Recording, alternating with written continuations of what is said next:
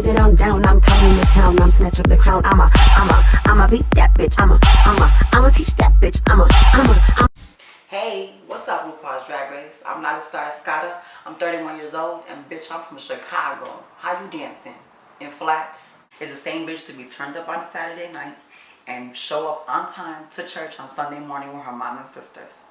I'm a singer, Latina transsexual rapper, the first ever, vulgar, showgirl, dancer, actress, little bit gangster, beauty queen. I'm your first trans contestant on RuPaul's Drag Race. Are you ready, Ru? I see you. I am. Sexy, gangster, fearless, bad bitch.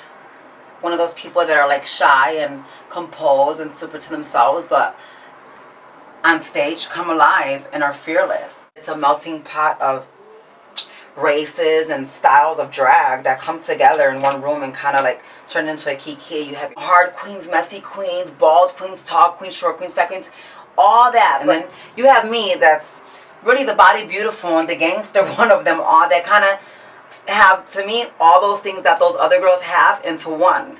And that's why I think I'm pretty special. I started off as a fat boy with a beard. Knew exactly what I wanted to do. That was perform, be on stage, be a girl, however that was going to take place.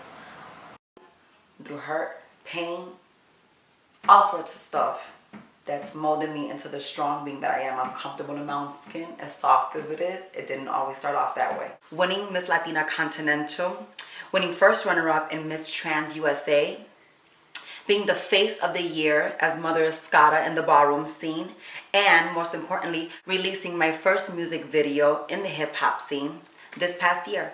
I'm going to give you face, body, skin, looks, elements, singing,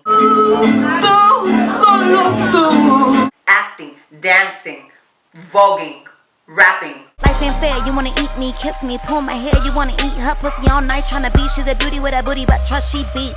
People say I'm cool as shit, and that I'm fearless, and I'm a bad bitch on stage, and I'm not afraid to take it there, whether on or off the stage. I'm hard and shy, nurturing and fun and crazy, believe it or not, because that's when I'm comfortable, is when I'm around gay people. I grew up around gay people, older gay people that my mom would hang around, which is so ironic because I think that was one of her biggest fears for me, was to be gay. It's your neck, your back, your pussy, your crack, your eyebrows, your forehead, your nose, your cheekbones, your hair, your baby hair, your fucking fingernails, your palms, your knees, your legs. It's everything.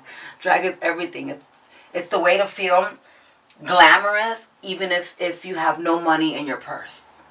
But I don't like girls that are bullies, or the girls that think they're better than the other girls backstage, or try to punk you backstage, because I've experienced that in the past, and I've had girls where I would compliment, and you know, and I'm like, oh my god, like I like that, you know, your shoes that, and they look at me, they'll look over at me like, oh, thank you, and it's like, oh yeah, guess what, I actually hated them, even if I really did like them, because I'm like, yeah, F you, because you're not better than me.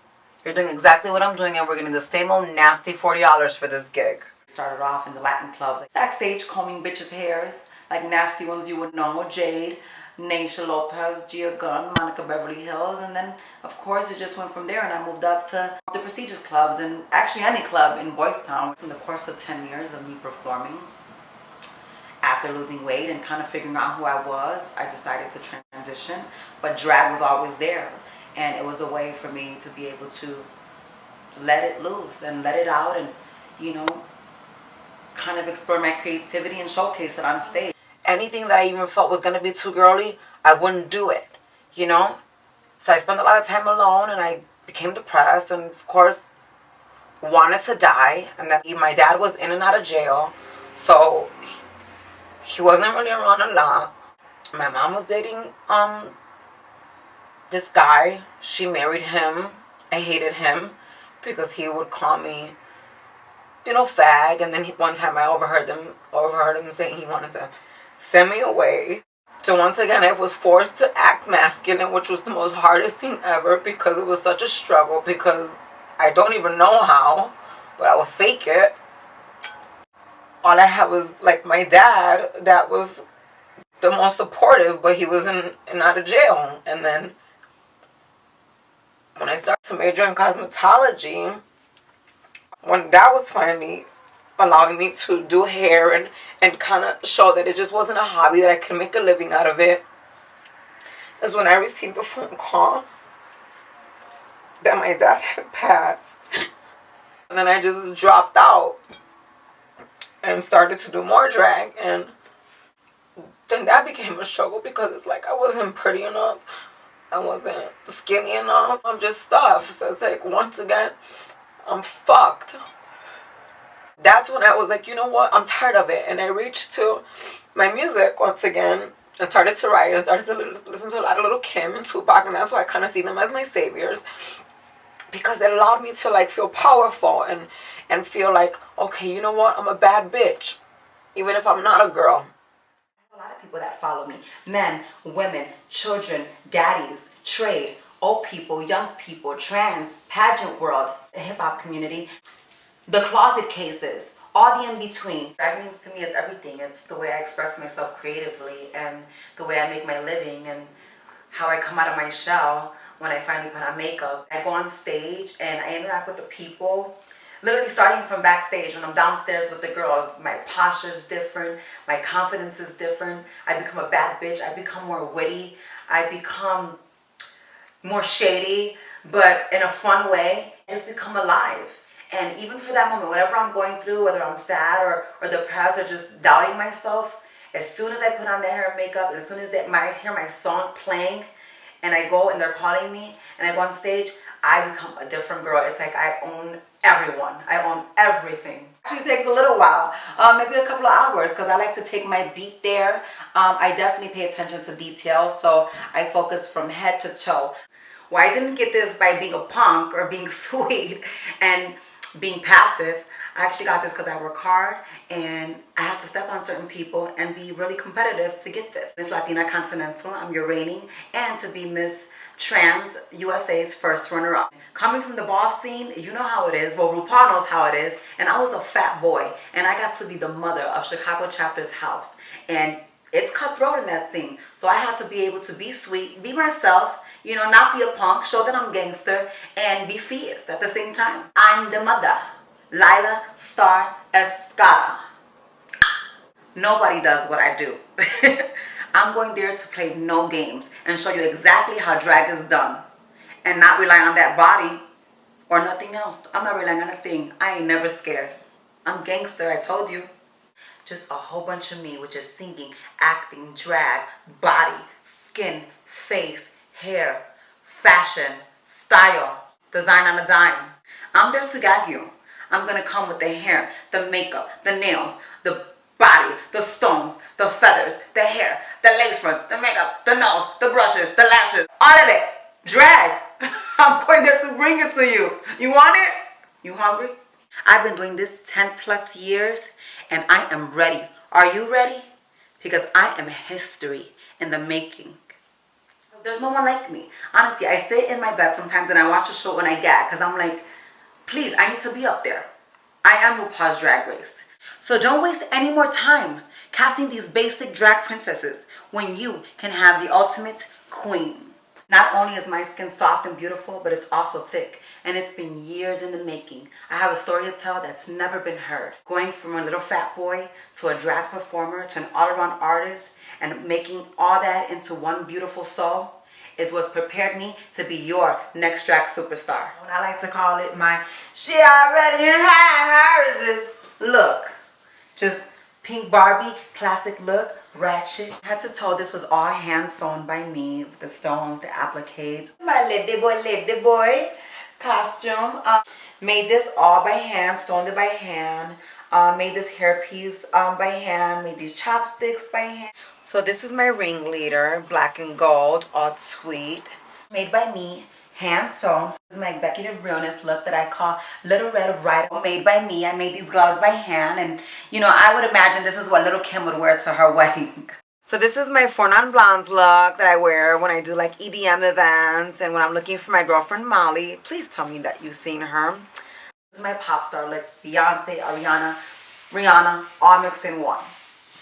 Malibu Ratchet Barbie look because, you know, it kind of reminds you of like Little Kim in the early 90s, but like Nicki Minaj. And you, ooh, ooh, ooh, ooh, work it for me, work it for me, me. You wear it, you wear it, you wear it well. Wear it well. Laser set to stun. Bitches come undone. Serving sensation. You know you wear it well. Don't let nobody tell you you ain't beautiful.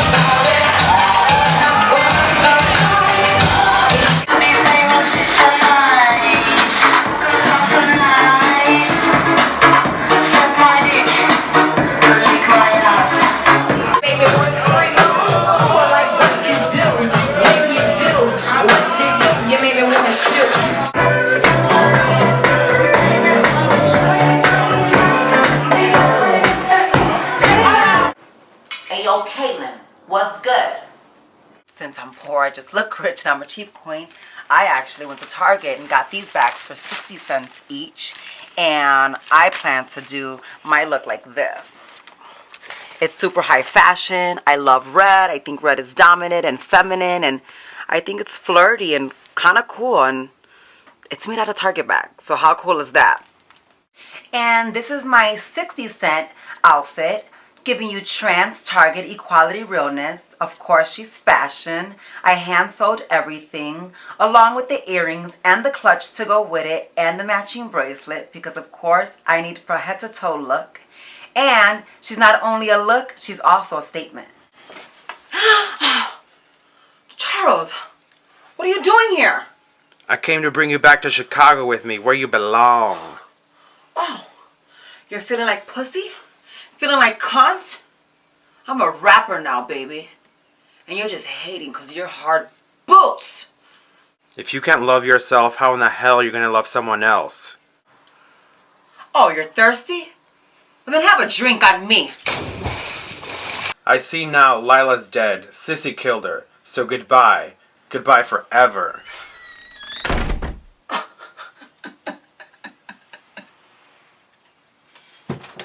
I'm Sissy, goddammit! Supermodel of the world! Charles! Charles!